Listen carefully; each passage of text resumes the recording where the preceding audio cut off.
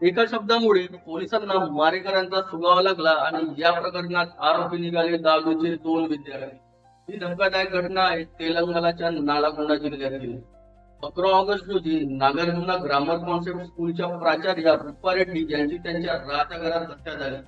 पोलिसांच्या माहितीनुसार त्यांच्यावर तब्बल 27 वेळा चाकूने वार करण्यात आले, पण या प्रकरणात पोलिसांना सर्वात महत्त्वाचा सुगावा मिळाला तो त्यांच्या शेवटच्या फोन कॉलवरून।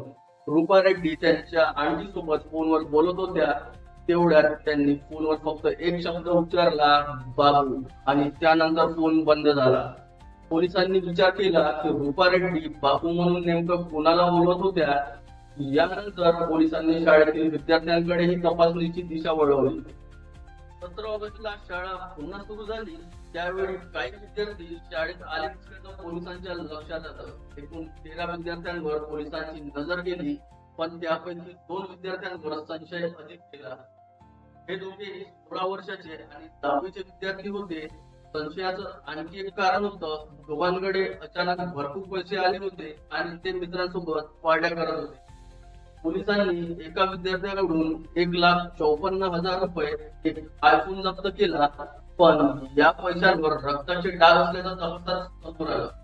लॅब रिपोर्टनुसार हे मानवी रक्त असल्याचं पोलिसांनी सांगितलं। तपासात आणखी एक धक्कादायक माहिती समोर आली। हत्येच्या काही दिवस आधी रूपा रेड्डींनी याच विद्यार्थ्याला पैसे आणि फोन बाळगल्याबद्दल फटकारलं होतं। त्याला हॉस्टेलमधून घरी पाठवण्यात आलं होतं। याच गोष्टीचा राग मनात ठेवून त्याने आपल्या एका वर्गमित्रासोबत पैसे चोरण्याचा प्लॅन केल्याचा पोलिसांचा संशय आहे। लोकांनी मास्क, ग्लोव्स आणि चाकू खरेदी केला, तसंच सीसीटीव्ही कॅमेरे टाळण्यासाठी त्यांनी घराची देखी केली।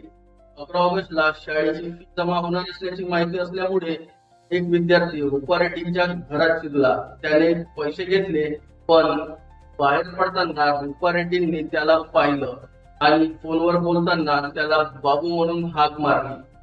आपली ओळख उघड होईल आणि कारवाई होईल या भीतीने त्याने त्यांच्यावर हल्ला केल्याचा पोलिसांचा आरोप आहे। यानंतर तो तिथून पळून गेला। पोलिसांना सीसीटीव्ही फुटेजमध्ये लाल हुडी घातलेली व्यक्ती घराच्या कंपाऊंड वरून आत बाहेर जाताना दिसली आणि अशा प्रकारे रूपा रेड्डींच्या शेवटच्या फोन कॉल मधला एक शब्द बाबू पोलिसांसाठी या हत्येच्या तपासातला महत्वाचा सुगावा ठरला। या प्रकरणात पोलिसांनी 2 अल्पवयीन विद्यार्थ्यांना ताब्यात घेतलं असून पुढील तपास सुरू आहे। धन्यवाद।